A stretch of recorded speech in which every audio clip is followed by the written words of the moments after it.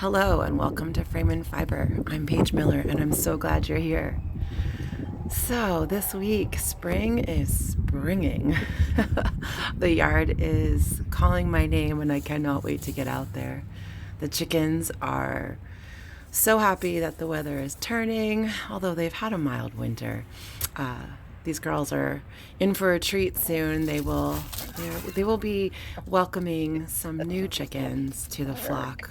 I don't know how welcoming they'll be, but we'll see.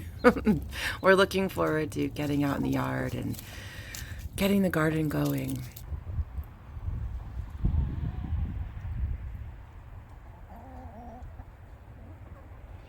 I have been under the weather these past few days, probably more like a week.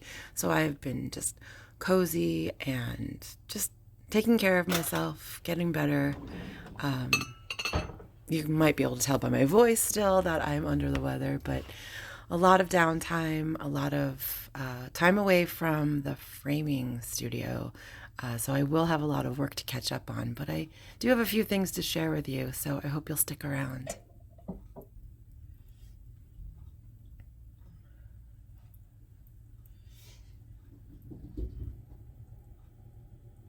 I did get a lot of knitting done, so I'll have some knitting to share with you. That'll be fun to talk about with you. Yeah, so before we get into all of the making and fibery arts, I have a picture framing project to share with you. This is a sweet little needle point that a customer brought in, and she made this napkin for her mom when she was 5 years old.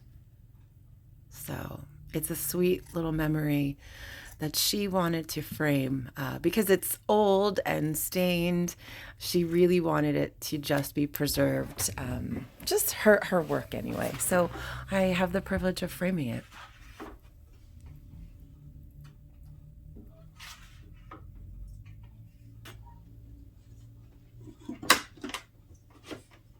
I'm cutting a double, nope, I'm not cutting a double mat. I'm cutting a double window opening. Oh my gosh, why can't I remember how to say that? I'm cutting two windows out of one mat. And that's so we can cover up a lot of the stains from the use of the napkin. But we wanted to make sure that we got the embroidery and the little signature. So I do a lot of cutting by hand, and I say by hand even though you can see obviously I'm using a mat cutter, but I say by hand because the average frame shop uses computerized cutters, which takes a lot of this, what you see here, me doing, out of the picture. The computer does all of that. So plotting out my windows and lining up and all of, cutting it like this is just not done by a lot of shops anymore.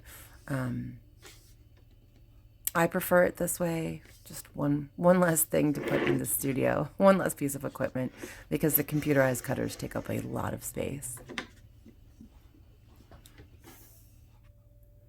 Okay, so here we are, and you'll see here I used my little fasteners just to tack this down. It didn't need to be stretched or anything because it's being framed more like a piece of art on paper rather than a needle point or a cross stitch. But isn't it sweet?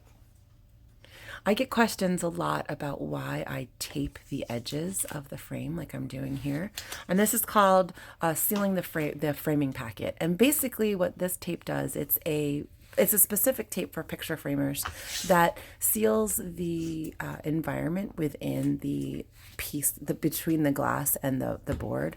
And it just helps keep the humidity level from rising too quickly, keeping the temperature more stable. So it's better for the artwork to be sealed like that.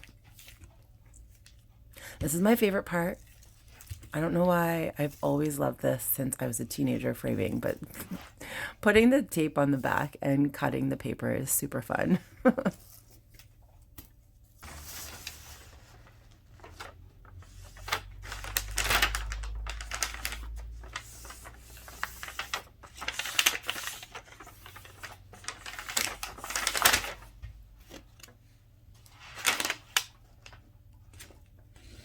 So satisfying, isn't it? The straight razor, the whole thing just makes me happy.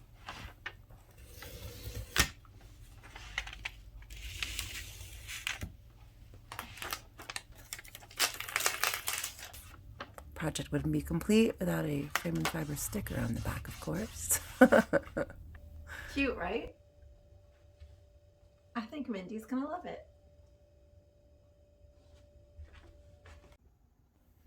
Okay, flash forward back to this week and into the studio we go. I have some weaving to share with you and some knitting.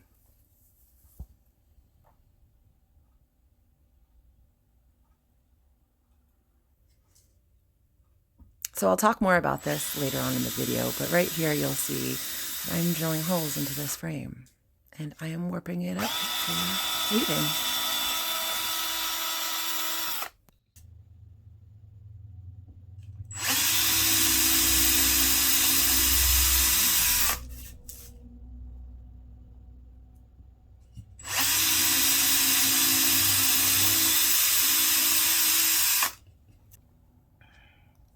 Measuring out my warp thread. I like to have more than less, so I don't have to cut more than one piece. And so now it's just warping. I came up with a pretty good system for doing this. I'm using a tapestry needle to thread it through the holes, and then I am holding the thread in my hands and just, pardon, just alternating back and forth. You'll see here, I'll show you what I do. But it keeps it from getting tangled and from being, no knots or dealing with any of that. I'm sure there's a faster way of doing this, so if you guys warp anything similar to this and have any tips. But it worked. It went pretty smoothly.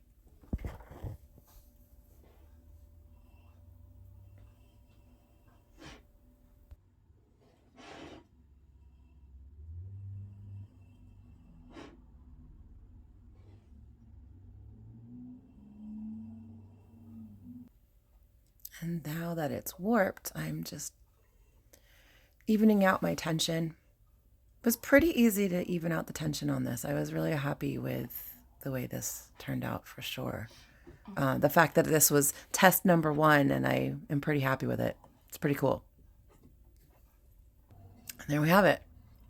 I think it looks good.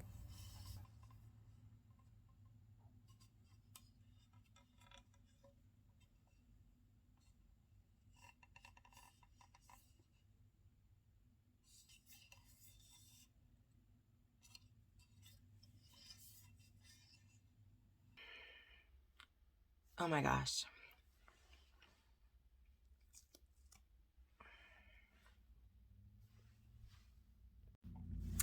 Yes, that was a Breathe Right strip, and I love sleeping with them. My glasses have dust all over them from working this morning on this little project. I woke up very early this morning, which is why I'm still in my jammies and my hair's on my head. Why I still have my Breathe Right strip on. I love Breathe Rights. I would wear them all day long.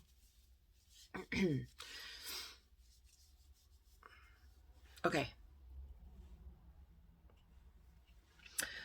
So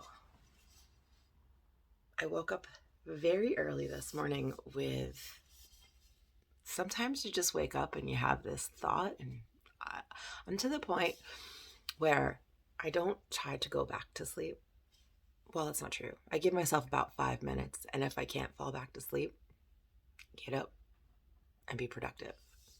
That way I can earn my sleep when I go to bed early tonight. So I woke up this morning with weaving on my mind, and I talked to Liz at Arrow Acres Farm about doing this, drilling holes into a pre-made picture frame and then warping it. Since I'm going to be framing a lot of my weavings anyway, So I wanted to try it. I definitely think going forward, I won't use a drill. I will use a drill press. I have 2 drill presses. I have one that is my grandpa's, which is the one that I would prefer to use, but it's ancient. It hasn't been used in a while, a couple decades. And it's super heavy. So I don't know if I can use that one. I would like to. We'll see. The other one I have is just one that I've had since, I don't even know. I think I bought it at a yard sale, like, again, 20 years ago. Anyway, I don't know why you need the history of my drill presses, but I think I will use drill presses going forward because even though this worked out totally fine, it's fine for what I'm going to do with this one. This is all just a prototype. With a drill press, I'll be able to get perfectly straight holes, and I'll be able to use a jig, which means that my holes will be exactly straight. That looks pretty good on camera, but it's pretty wonkified. I mean, I say wonkified. I'm a picture framer. Everything has to be precise. So for me, this is not, it's like if I were to teach a class on this, it's totally fine for someone to do for themselves. I think you can kind of see like right here, these 2 are a little bit higher than the rest. So it is what it is. Using a drill press will be easy or better. But like I said, I woke up really early and I was just raring to go on this. So what else can I tell you about this?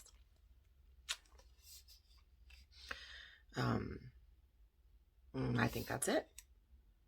I tied this around here, but I think going forward, because I think it would just be nice to have the stitches and not this little wraparound.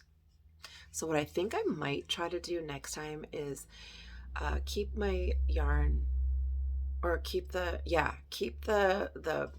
warp thread long, and then weave it back through. So these are all closed and it's just backstitch, I guess I'm backstitching on the frame. And then instead of starting the warp here, I'll start the warp here so I can go down and then back over. And then I think I can just pull it through on the inside and tie a knot in here rather than out there. So that's it. So I think I'm going to, if you can't tell from my voice, I'm not feeling so good.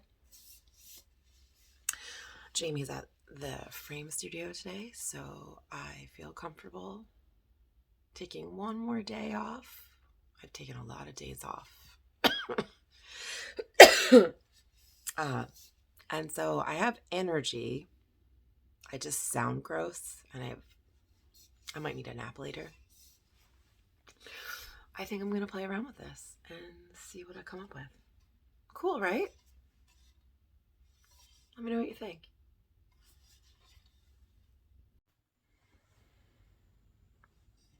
Okay, there's my palette.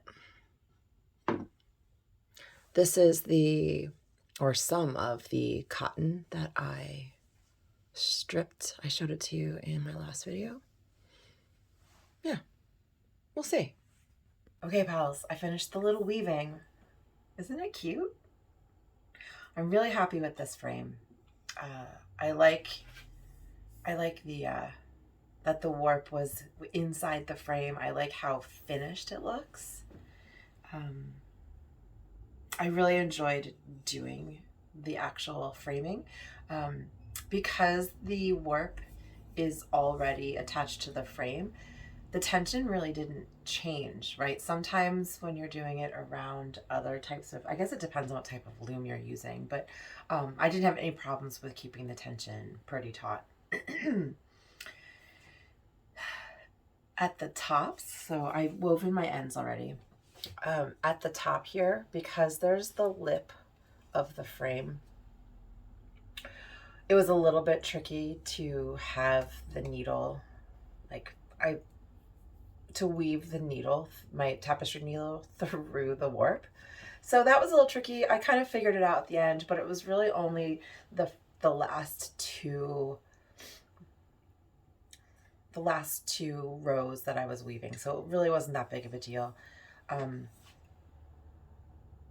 Not really my color palette, but this frame was a scrap that I had, or a leftover, an oops frame that I have at the studio. I have a whole wall of frames that are cut to standard sizes out of scraps or leftovers or different moldings that I just have laying around. And this is one of them. And so I just grabbed some wool and some roving and some yarn and played around with it. I kind of like it horizontal like this rather than vertical. So I don't know. Let me know what you think. If you like the idea of doing the frame like this, I think it came out good. I have lots more experimenting to do. I don't know how much of this I'll end up doing because this frame, or the spacing that I drilled the holes, they are 1/4 inch apart, which means I have 4 warp ends per inch. So it's a really big, it's a really, like, that's for chunky things, like, well, like this. You know, some of these yarns were fingering and I had to hold like quadrupled just to make them work. And some, because I didn't want to spend a lot of time making this. And so if I want to do finer weaves, I would have to drill finer holes and holes closer together. And although I think the drill press will be a better answer for this, I don't know if I want to sit here and drill that many holes, especially because this is a sample and I plan on doing bigger pieces. So we'll see. There she is. It's all finished.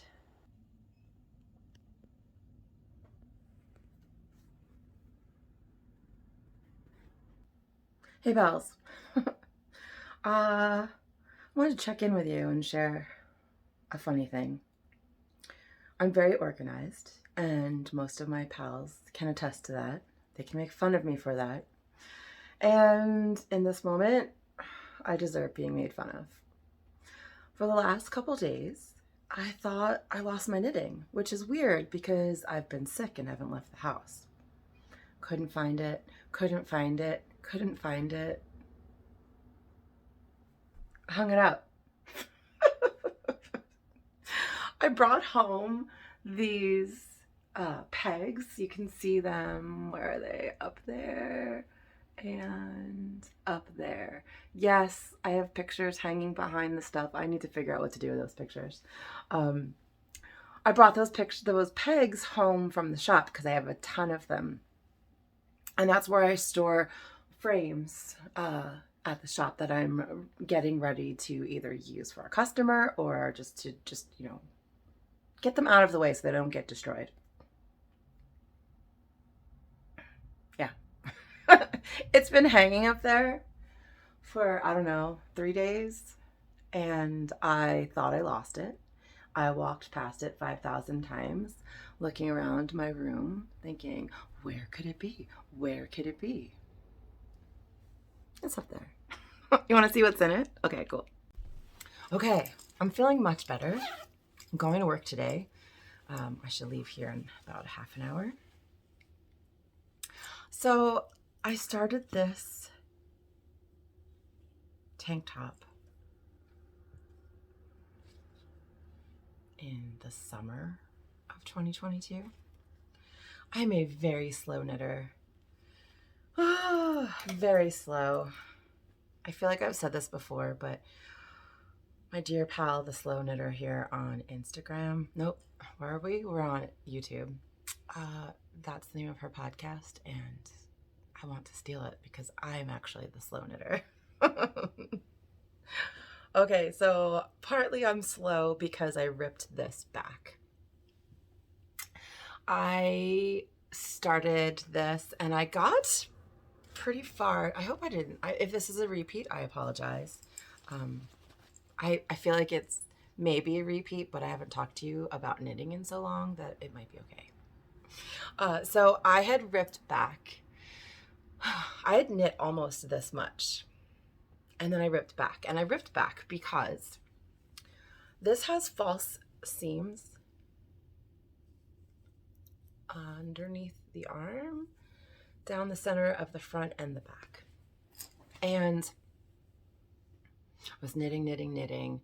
And the false seam going from going from knit into purl or going from purl into knit, I forget which one, because you're switching from knitting to purling, vice versa, you're changing the amount of yarn you're using per stitch. I mean, it's very minute, but it's enough that you can see it. And when I say you may not, your gauge may be spot on between your knitting and your purling. But a lot of us, and I think a lot of us continental knitters, pickers, no, we're not flickers, we're pickers.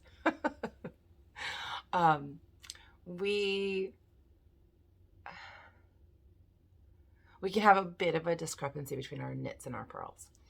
And I definitely, just paying attention to my knitting, notice that when I purl, I use more yarn than when I knit, even when I'm paying attention and trying not to. And I think it's just because of the way in which the yarn is wrapped around the needle and the way the needle kind of scoops it off, the scooping of the yarn.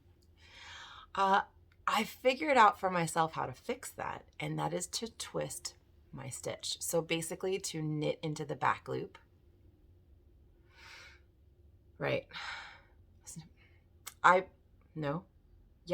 and no. I do knit into the back loop. However, the back loop is twisted because when I'm purling continentally, instead of yarning over, I kind of yarn under and over, and that twists the stitch and uses significantly less yarn than if I had just done it plain old regular purl. It's a great fix, especially if you're newer to knitting and not so good at reading your yarn. It might get confusing, but you can tell which leg should be leading and which leg should be following. And so I just know if it's the wrong leg, I just knit or purl into the back loop. So that has been my fix. Well, I realized that this first couple inches right here, I had purled regularly. And so, it was a very good visual, but it was in the middle of my project, which was not a good thing. And so you could really see from here, well, you can't see it now. I don't think I took any pictures either, but it was a big difference. Like you could really see it, and it just looked super messy compared to the rest. And so with my pals at Monday Morning Knitting, I held it up, tried it on, and they all were like, you rip it out. Because am I going to be happy with this? No. Also, it wasn't in a spot where I could live with it. It was here. So I ripped it out and start over. And it did take me, ripping out was no problem. Starting over, I kind of put everything into timeout for a smidge because I just couldn't bring myself. I was like, man, I'll do it later. Did some socks in the meantime. Did other projects, blah, blah, blah. So now I'm here. I have about 3 more inches on the body before I try it on again to make sure I like the length. And then it's a tank top. It is called the Indurst by Elsabeth Judith. It's a lovely, lovely pattern. I cannot recommend it more highly. Yes, I guess is that correct English? I can't recommend it more. It's so good. This is definitely just a classic staple wardrobe type of a knit. For me, this is, I've kind of figured out. For me, this is a product knit in that it's just simple and plain. Stockinette is lovely, so the process of that is great. But when I mean that it's more of a product than a process knit, it's because it is so plain and I'm making it specifically to fit into my wardrobe, specifically with a pair of pants that I have. Whereas process knitting for me is doing fun knitting, like mosaic knitting, or a sampler. I call them sampler shawls. I don't know what we call them. Shawls that have multiple colors and multiple stitch patterns. So that to me is process knitting because I love, love, love doing that. That's like playing. But those pieces that I end up with aren't necessarily things that I'm like, I gravitate to as far as wearing. So that's what I've discovered also about myself. And I am a slow knitter, which is why my channel here has taken a very different, I've taken a very different approach to these videos with you recently and, recent past anyway. And I'm hoping you are enjoying them. Like I said, there will always be knitting to be shown. Oh, did I say what no, I didn't say what I was. I'm using linen for this top. This is Quince & Co. Sparrow. I definitely want to make this again in a wool. Yeah, that's it. That's all I have to say. It's a lovely pattern. It's a lovely knit. I'll be excited to have this finished. I think I will have this finished in time for, the warmer weather, which is coming very soon. It's living in my Daisy Lane Designs bag that I love so much. Speaking of Daisy Lane Design, do you follow her on Instagram or do you follow her blog? Definitely go check out her blog. She writes love. She's a lovely writer. DaisyLaneDesign.com. Anyway, she is like a lot of sewists mending in the March of May, mending in the month of May. And one of her mends is the bag that she made for me out of my dad's Air Force jacket, which is so special, and I can't wait to share it with you. One of the reasons why oh my goodness, one of the reasons why I was MIA since September was I lost my dad in November. Miller, my husband, lost his mom in September. So we've had a pretty I don't know. It's been rough, and I've been MIA because of that. I hate saying MIA. It's so disrespectful. I've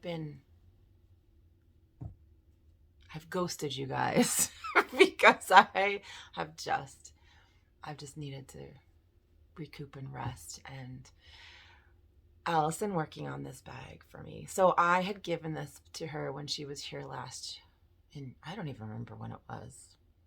She was here visiting. She lives in Colorado. Her mom and dad live here. And so she was visiting, and this bag she made for me years ago, and you can read all about it on her blog. But when I say I use it, I am not kidding. Like, I use that. That is my bag. I can't wait to have it back because every bag I use now, I'm like, meh. Surprisingly, the wool that the jacket was made out of, which is the outer shell of the bag, like pristine, like amazing how it has held up. It was all of the inside, like quilter's cotton, that kind of needed some love. Maybe I, spilled stuff in it, blah, blah, blah, blah, blah. So I can't wait to see what Allison comes up with. But I'm just so grateful that I have such a talented friend who, one, made me a bag out of my dad's jacket. And then two, even though it's one of my most precious items. I don't want, because of the way my mind works and what makes me feel good, I don't want those precious things to just sit on a shelf and never be used. And so I can use it and use it. And when it needs some TLC, I have a really wonderful friend who can fix it. So I gave her that bag before my dad passed away, and I cannot wait to have it back.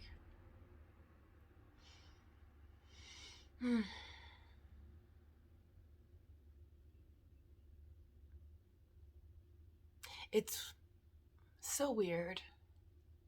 And I'm sure a lot of you can relate. And I say that because the analytics on YouTube gives you the demographic of the people who watch you. And I don't know, an overwhelming majority of you are women over the age of 45. I think actually maybe over the age of 55. And so a lot of you are either, you know, in the similar place in life that I'm at, or have already passed through this part and have lived years without parents. But it is very sad, obviously. And it's lonely in a very weird way. I'm not lonely as in, I mean, Paul Miller's here. I have friends everywhere. I have my brother. When I think about my brother not having his parents, it kills me. Anyway, I don't know why I'm sharing all this with you. But that's where I've been. And I said in my last video how I've had just a very creatively, I have been like, it's been my creativity has been through the roof. And I think part of it is just dealing with these emotions and feeling the urgency of mortality. Like, it is urgent. No matter where you are in life, you can be 10 years old or you could be 80 years old. And life, we should enjoy it, and we should relax, and we should find peace. I hope for peace for everyone. But there should be a sense of urgency in that every breath we take brings us closer to the inevitable. And so, not that I want to be morbid about it, but I want that truth to inspire and to motivate me to live my best life. Even if that means, like, this whole week I've been so sick, and it was about taking care of myself, and let me do that the best way I can. And right? Does that make sense? I hope that makes sense to you guys. No, you know, an urgency to live the moment, an urgency to be kind and to do good. I mean, that's it. I'm so thankful that I have God to stand with me. He never leaves me nor forsakes me. He is good because his love endures forever. And that is hope and joy for me. Right there. Those two thoughts, hope and joy. And so with those words, know that I will be praying for all of you. I mean, when I say all of you, yes, you're all clumped together, and it's, you know, more of a general prayer, but I'm praying all the time for all of us. I'm praying for you.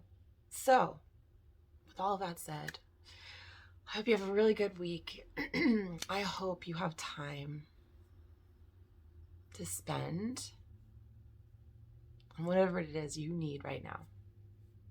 And I hope within all of that, you can still find room to love people and make a difference in someone's day. Okay? Okay. I'll see you next time.